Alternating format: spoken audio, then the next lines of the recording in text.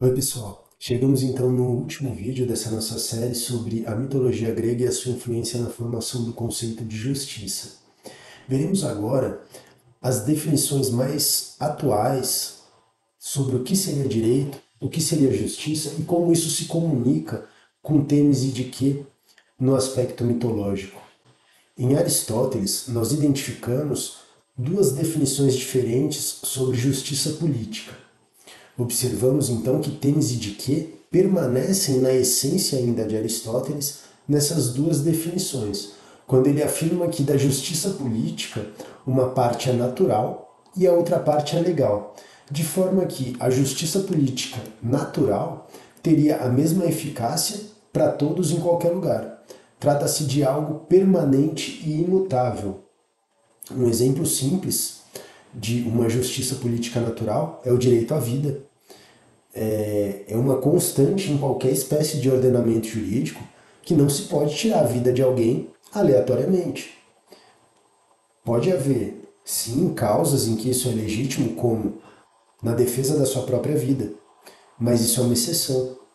Via de regra, não se deve tomar a vida de ninguém, pois todos temos então um direito à vida. Esse é um direito natural. Não precisaria estar contido em lei, teoricamente. Mas o fato de estar contido em todos os ordenamentos que a gente conhece praticamente, faz com que isso seja identificado como uma espécie de direito natural. A outra forma de justiça política é a justiça política legal. É aquela que deve ser efetivamente estabelecida pelos seres humanos por meio de prescrições e decretos.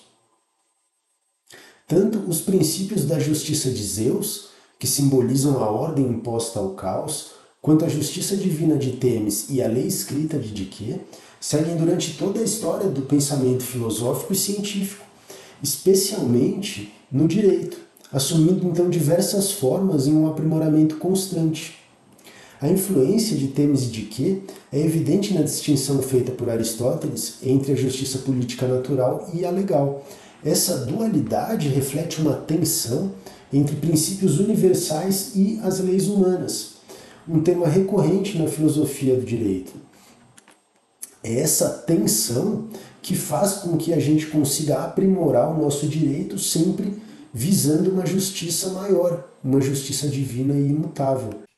Veremos agora um pouquinho sobre a simbologia da balança e da espada, o logos e a força da justiça. No começo da justiça haveria o logos, ou seja, a razão e a linguagem, uma força exercida pela razão na própria linguagem, no mais íntimo da sua essência. Isso porque o conceito do justo implica analiticamente que o justo seja seguido. Tá? Vocês percebem uma similaridade aqui? No início de tudo havia o verbo. Essa interpretação que a gente encontra na Bíblia, a origem do que se traduz como verbos é logos. No início de tudo havia o logos. O logos é a razão que se faz presente no mundo por meio da linguagem, tá bom? É pela linguagem que a lógica se apresenta no mundo físico. Por vezes, Atena foi representada portando uma espada e uma balança. A espada, ela representa a força coercitiva do direito, ou seja, aquela força que existe para que o direito seja respeitado. No caso, poderemos pensar, por exemplo, em uma sanção, em uma pena, né? Para quem transgride uma determinada norma, sofre uma determinada pena. Aqui, a espada é a força de aplicar essa pena. E a balança é o logos, é a razão, é o porquê não se deve transgredir aquela norma. Tá bom? Então, a espada representa essa força coercitiva do direito, enquanto a balança simboliza a razão da justiça, que deve estar contida na lei para que o direito de fato seja justo. A justiça sem força não passa de uma simples sugestão, de uma recomendação, enquanto a força sem a justiça é tirânica e desproporcionalmente violenta. É preciso que a espada e a balança sejam colocadas juntas, para que a justiça e o justo sejam fortes, e para que aquilo que é forte seja justo. Quando nós confrontamos a justiça e o direito, nós vemos que a justiça sempre deve prevalecer diante do direito. O direito, ele é essencialmente desconstruível, vez que é construído sobre camadas textuais interpretáveis e transformáveis, o que oferece uma chance política de todo um progresso histórico com possibilidade de desconstrução e reconstrução do direito. O direito é algo que pode e deve ser desconstruído por sua própria natureza, que é garantir a justiça. Então, se você tem uma norma que deixa de ser justa, porque o entendimento da sociedade mudou com relação à justiça, e veja que nós temos muitos exemplos disso, de leis que caíram em desuso. As mulheres mesmo, até não muito tempo atrás, precisavam para viajar sozinhas de autorização do pai ou do marido. Isso era com base legal. Hoje em dia, isso é uma lei absurda, porque o nosso entendimento de justiça, ele se aprimorou, ele evoluiu. Muitos outros exemplos podem ser dados de leis que caíram em desuso porque o nosso entendimento do que é justo se alterou. Nós podemos pensar em absurdos aqui, como a compra e venda de seres humanos, que foi algo legalizado. Tá? Nós vemos hoje que isso nunca foi justo. Isso nunca foi justo. Mas isso era formalmente permitido, isso era legalizado. Tá bom? Isso teve que ser desconstruído e foi reconstruído o princípio de um direito humano em que a vida se torna algo mais precioso, tanto quanto a liberdade, porque a própria vida implica liberdade. Então, havendo conflito entre a justiça e o direito, a impossibilidade de se desconstruir a justiça impõe uma desconstrução e uma reconstrução do direito, para que esse esteja constantemente alinhado com os ideais de justiça. O direito, em si, não é justiça, é um simples elemento de cálculo. É justo que haja um direito, sim, e necessário, mas a justiça em si ela é incalculável. O que nós entendemos como justo hoje, podemos um dia perceber que não era exatamente justo. Nosso entendimento ainda pode evoluir. E nós podemos ainda compreender melhor a justiça no futuro. Paradoxos e entraves surgiram e continuarão surgindo.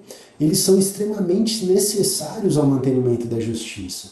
Isso porque há momentos em que a decisão entre o justo e o injusto não é garantida pela lei, sendo necessário que o julgador aplique então princípios que vão aproximar sua decisão da verdadeira justiça.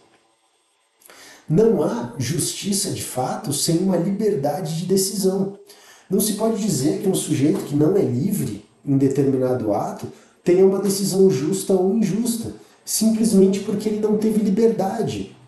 Se o ato consiste em simplesmente aplicar uma regra ou efetuar um cálculo, pode até ser legal conforme o direito, mas não se pode dizer que seja algo justo, simplesmente porque não houve decisão, houve uma simples aplicação, uma regra que foi seguida como um elemento de cálculo.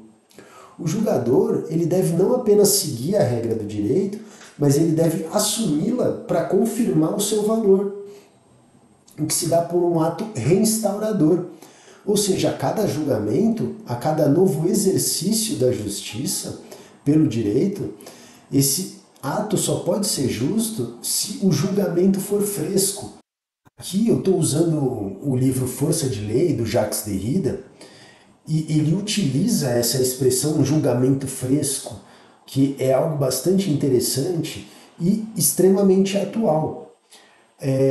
Existe um problema que persiste até hoje no judiciário, em que ainda muito antes da utilização de inteligência artificial, da utilização dos computadores e dos sistemas, já o ser humano entrou em um processo de automatização, tá bom? É comum que advogados utilizem constantemente os mesmos modelos de iniciais e contestações, os juízes respondam com os mesmos modelos de decisões. Isso vai gerando novos recursos que também são produzidos a partir de modelos antigos e assim por diante, tornando o judiciário uma espécie de linha de produção e algo quase mecânico. Veja bem, existem demandas repetitivas, existe um contencioso em massa, tá? E aqui eu me refiro a casos que são extremamente parecidos uns com os outros e que podem sim ser julgados em blocos, tá? Mas isso não dispensa que sejam analisadas as especificidades de cada um desses casos concretos. Quando se fala do direito e das leis como elemento de cálculo, existe uma necessidade de aprimoramento constante, porque não é preciso apenas calcular o incalculável, ou seja, a justiça é incalculável. Como que o direito vai calcular algo incalculável, que é a justiça? Mas é preciso que o direito busque, da melhor maneira possível, calcular o incalculável, fazendo isso tão longe quanto possível, para além do lugar em que nos encontramos, projetando uma lei que possa no futuro ainda guardar pertinência. Entende? Algo que vá para além do lugar em que nos encontramos e para além das zonas já identificáveis da moral, da política ou do direito, para além da distinção entre o nacional e o internacional, do público e do privado. Isso é o que aconteceu, por exemplo, com a Declaração dos Direitos Humanos, com a abolição da escravatura, assim como em todas as lutas emancipatórias que permanecem e que deverão permanecer em curso em qualquer parte do mundo, para os homens, para as mulheres, incluindo o tratamento do planeta e da vida animal, tá bom? Nós não podemos deixar de pensar que o nosso próprio planeta ele tem direitos, tá? As futuras gerações têm direito ao planeta em que nós estamos. Os animais têm direito a esse planeta. Tá? E isso tudo, talvez para alguns hoje pareça óbvio, mas há muito pouco tempo atrás, os direitos do próprio planeta Terra e dos animais eram algo assim inimaginável, né? Hoje em dia a gente já tem essa visão, existem inclusive direitos às futuras gerações, direito a ter um planeta habitável, tá bom? Gente, eu encerro aqui essa primeira série, que foi sobre a influência da mitologia na formação do conceito de justiça. Espero que tenha sido útil e sigo então nas próximas séries com novos temas e novas análises. Muito obrigado pela atenção e até lá.